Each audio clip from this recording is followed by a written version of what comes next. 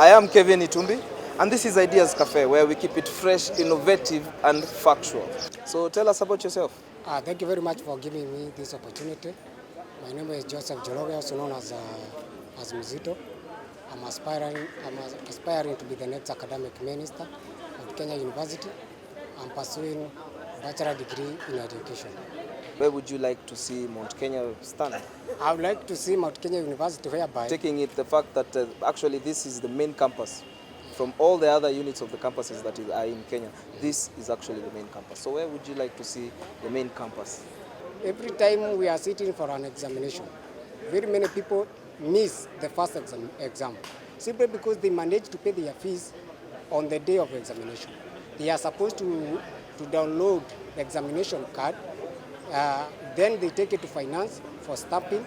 That is that's to me, according to me, is a long process because the system of Mount Kenya University, the way it is set, it is very, very impossible to download that exam card without having cleared your fees in total amount. Therefore, what I've come to realize, you can just download that examination card and be allowed to sit for exam without having taken that exam card for finance for stamping.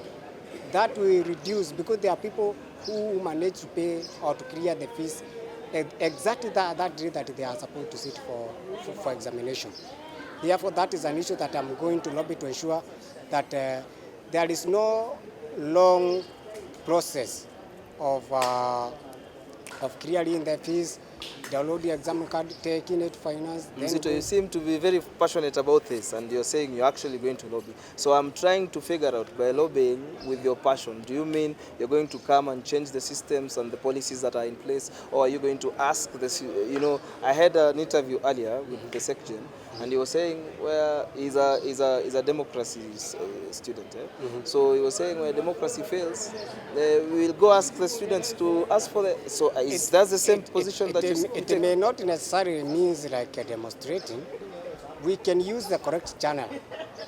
I will follow the hierarchy of the school to ensure that if it fails, then we are going to look for other means to ensure that every common... These other means, what are the other means? Those other means is ensuring that there are very many cases whereby we have had universities giving bursaries, for instance. I will ensure that those people who are very needy, they are first given the first priorities to access those bursaries. Away from school fees, let's now concentrate on matters of disciplinary. You know, your docket is the one, actually the academics minister, in case of a committee that has been called to because of indiscipline issues, you're the person who will stand there and of course lobby for the students. So what exactly are you going to tell the panel about a student, for example, who has been advocating for the rights of the comrades? I will ensure that every comrade who is at a risk of being suspended, there is correct procedure that will be followed for that to be sent away. For instance, if a student lead a demonstration, that I don't think, according to me, I don't think that is enough reason to send that comrade away from this institution. Because demonstration, as long as it is peaceful, it is allowed even in the Constitution of Kenya. Therefore, if for instance, I happen to follow up the issue that I've told you, the issue of fees and examinations and whatsoever. If it fails, what do you think I'll do? I will just mobilize my students. I tell them, I have tried this and this, it has failed. Now they give me the way forward. The comrade will be my boss. If they tell me to go right, I'll go right. If they tell me left, I'll go left. Therefore, if it is serious cases of discipline, I may not be able to defend you. Because for instance, if you are caught with the drugs here, I may not be able to help you. It is upon the Senate and the university fraternity to determine your fate. If they decide to go away, I will not have any other option. You have to follow what they have said, but I'll also ensure that you are given a second chance. You don't send a student the first time. A mistake is a mistake if repeated. But if you are committed once, we can consider the seriousness of the offense and the student can be reinstated. Okay, away from indisciplinary. Let us now concentrate on the breakages and of course the freelance that has been there. Currently, from Rwanda, the university brought in some desks and some seats for the students, from the Rwanda campus. Yes.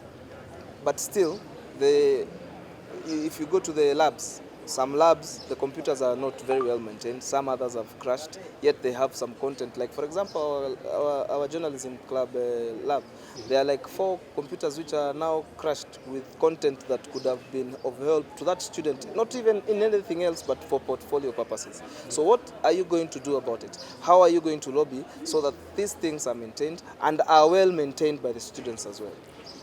The issue of computers, breakage, and desk and whatsoever that you have mentioned, the assets that are important to the comrade, it is upon the university to ensure if there is a computer that is not functioning, and it should be functioning for the purpose for the comrade to use that computer, then that computer should be attended to and repaired.